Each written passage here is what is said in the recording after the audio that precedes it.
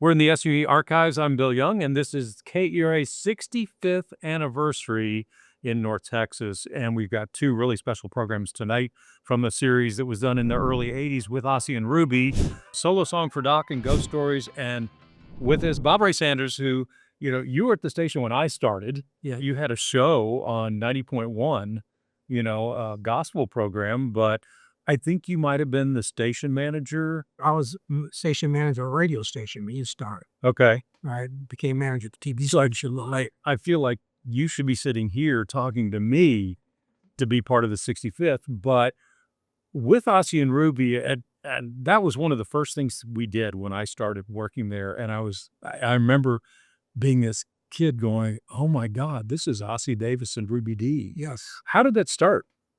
It started as station manager. I was always looking for new programming for the radio station and particularly trying to get some diverse programming. And it just so happens that at that time, the TV station was doing a couple of series. They were national series, but they would bring down stars to narrate them. And we had a program called Here's to Your Help. And David Dow was the director. And they had asked Ossie Davis to come down and narrate it. So he was in our studio for about 3 days. And at one time, while he was breaking for lunch, I remember a show that he and Ruby had done on radio. And it was mostly for black radio stations, but it was reading poetry and short stories.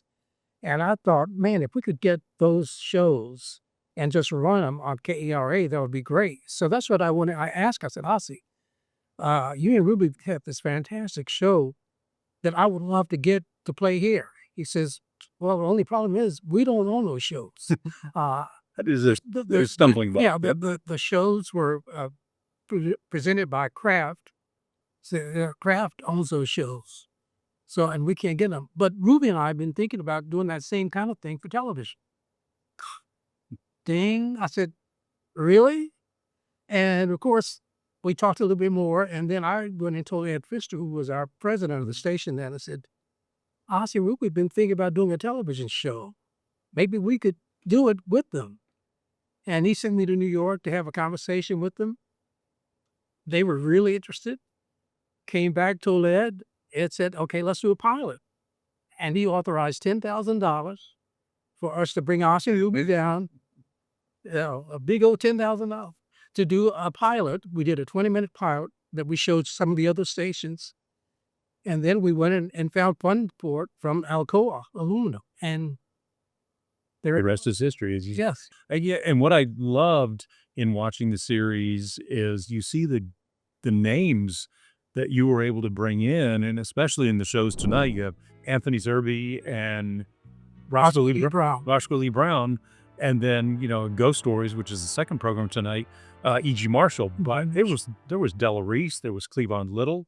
I can imagine, and I'm going to use the term that only you and I remember, Ossie's and Ruby's Rolodex must have been amazing. Listen, the way we did the show, we'd go up in the summer to meet at their house, to start writing, producing, thinking, coming up with ideas for a show, who we want to get for a show.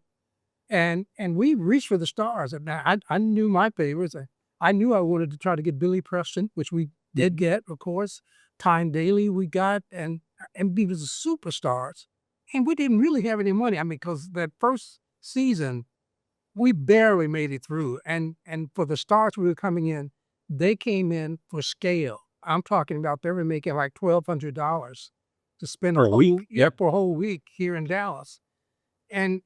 But they came because Ossie and Ruby asked them. I mean, they wouldn't have come. They didn't know me from Adam. When I was talking with our first guests, Robert Hooks and Kevin Hooks, father and son team. I mean, great actors. But we did a show called Two from Langston. We dramatized 2 Langston Hughes short stories.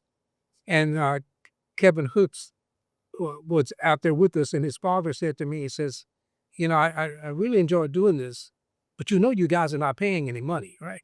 I said, we know we're not paying any money, and we're grateful that you're doing it. But if this goes well this first season, we can have money to pay people next Tuesday for that's right. And that's the way it was. But it was that faith. I mean, basically everybody we called answered the call. Yeah, and and I could joke and say, I know that it was a little budget because when you look at Solo Song, for Doc, I recognized 3 or 4 staff people, as extras that were on the train. And the thing is that we did that, it turned out looking very good, Yeah. but we taped that out at, Fair Park in The Dallas. Steam Museum. Yeah, Yeah. at the old Steam Museum, but we had this dining car set up, and it was perfect. But yeah, But mostly the shows, and especially you see it in Ghost Stories, that this was done in our studio, yes. which was, okay, this was Channel 8 studio in 1948. So this was Yeah, it was it's still not state of the tape art. no, Without no, without a doubt. But we were painting floors and walls and whatever, just making it all work. But the other thing about it was that, there were shows that we did on the road. We did James Baldwin in New York. Of course, I mean, that's an incredible show unto itself. I mean, yeah. So, but most of it's in our studio. Yeah, I heard John Henry Falk was one show, and Yeah. I can remember running a boom mic for some of the episodes. So I'm sitting in that little chair, trying to make sure the mic goes.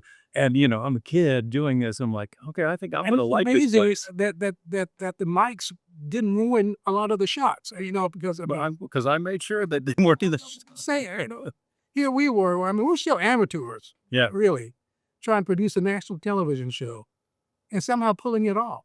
I don't want to say what I'm amazed at, but it was ahead of its time. When you think about that time, there was ABC, NBC, CBS, and PBS, and maybe an independent station. So something like this really was only going to be on PBS. Oh, yeah.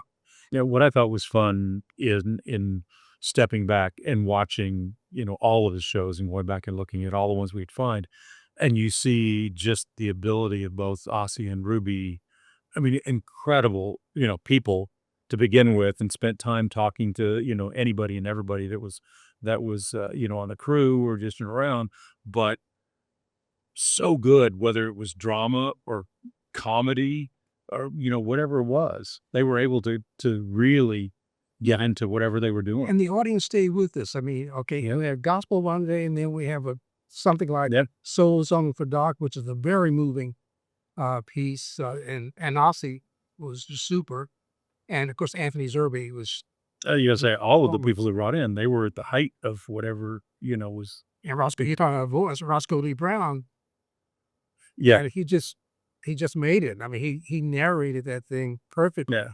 But I have to give David Dow a lot of credit because he actually took that short story and really worked it into a nice script that he and Ossie worked on together. And it was perfect. Well, especially in Solo Song and looking at the credits, it was fun to go back and see, Dan Parr was an incredible, videographer Without a at the doubt. time, and it was just gorgeous. Yeah. To see, all the things at Fair Park, and then, the different places that you were able to film. So it was a lot of fun to go back and watch it. I mean, I hope it was for you too. It was fun. I mean, and again, and I have a few of the shows on tape that I had at home that I occasionally will watch. But I had not seen Song for Doc in a while, or Ghost Stories for a while. But it just brought back so many memories. Anything you remember about Ghost Stories, since we're going to be seeing that? Oh, yeah. Well, Ghost Stories, again, this goes back to Ossie's sort of weird mind. They started talking about stories. And they said, oh, what about ghost stories? I mean, we used to tell ghost stories all the time. And how don't we do a show on ghost stories? And there we were. And they built a script around Built that. a script Set in around the it. cemetery. They were grave robbers, Here they are in the cemetery.